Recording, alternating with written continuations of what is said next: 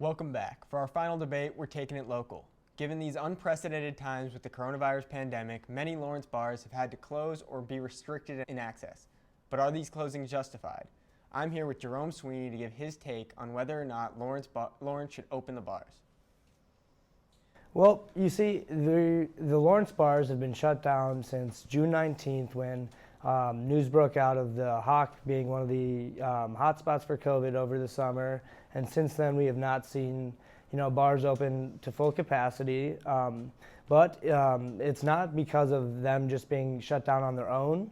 It's due to local restrictions and various laws, such as all these social distancing, cleanliness orders, groups of large gatherings are prohibited.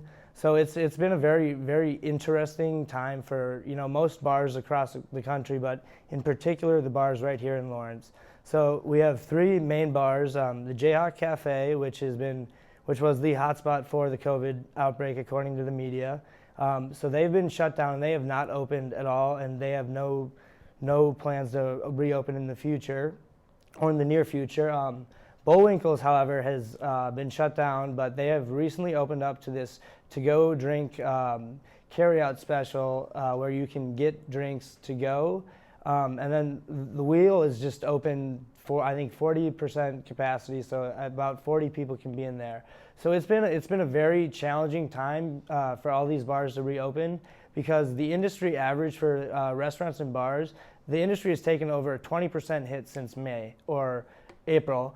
So they are reaching a very dangerous point for restaurants and bars.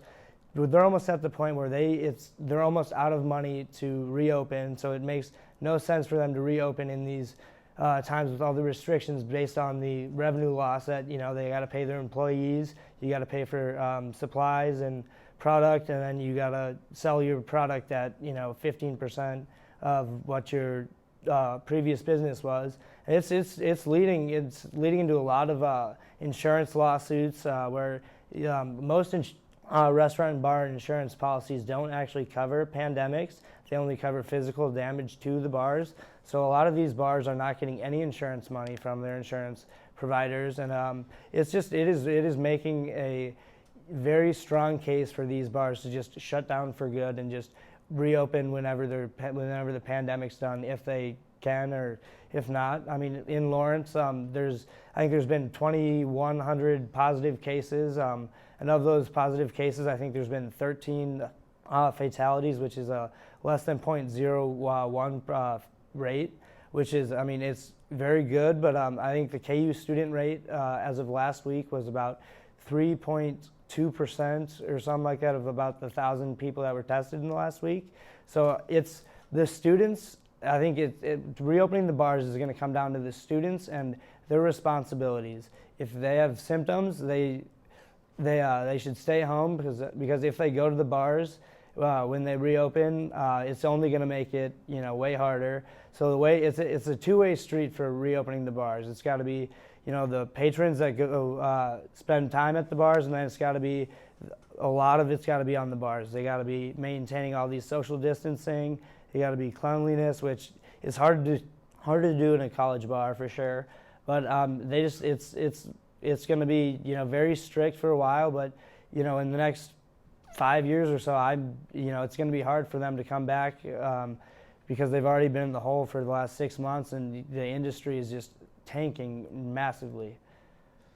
Well, Jerome, obviously this pandemic has had a terrible impact on businesses across the country and specifically in Lawrence.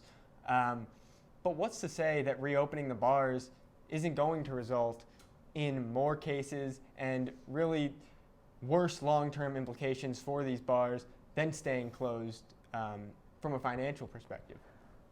Well, you look at that from, KU allowing students to come back to college also, as, you had an idea that, bringing students back, like we saw in those house parties a few weeks ago, where, people are going to want to get together.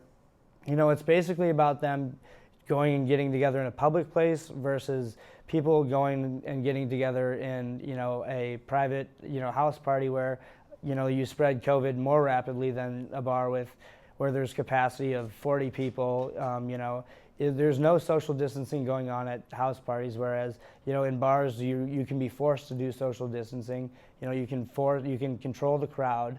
So I think it's really it's kind of an interesting argument for sure, because KU brought all these students back, and they've they're not the reason why the bars are closed, but they're definitely a main hovering factor, because all these bars don't want to open and become the hotspot of the next COVID outbreak, because that'll lead to just repercussions and more restrictions on the individual bars. But at the same time, these house parties are just throwing house parties for hundreds of kids, and there's just no repercussions at all besides these new ordinances where you get a slap on the wrist if you get caught throwing a party. So it's definitely a two-way street for sure. But I think it is, I think it's more on the university, because they have countless, social gatherings of, 100+ people going on, daily in private houses. Well, obviously the university holds some responsibility, but do you think that these bars have a responsibility for public safety, for making sure that this virus doesn't spread by staying closed, or do they have no responsibility at all and they can stay open and it really comes down to the university because students are back? Well, I think it's you can be responsible while being open.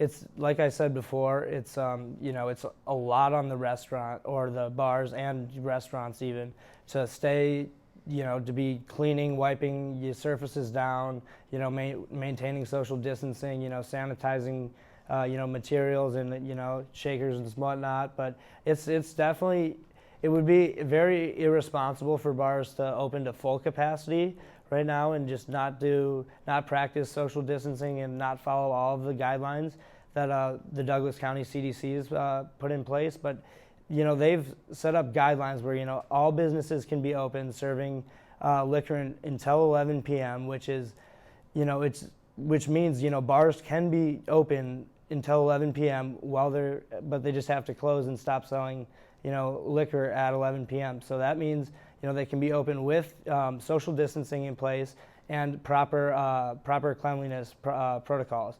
So if those bars have all of those in place, there's nothing stopping them from opening up, which we are seeing, bars are still trying to figure out how to practice those protocols and whatnot. But I think once they figure that out, they're just going to start opening because, like I said, it's a business and, they're losing money being shut down. Well, we know where Jerome stands on this issue, but we want to hear what you have to say. So get on sided.co, post your argument, climb up that leaderboard. That's all the time that we have for today. Be sure to give us a follow on Twitter and Instagram at TakeAsideKU. For all of us here at Take Aside, I'm Jacob Polacheck, and we'll see you next week.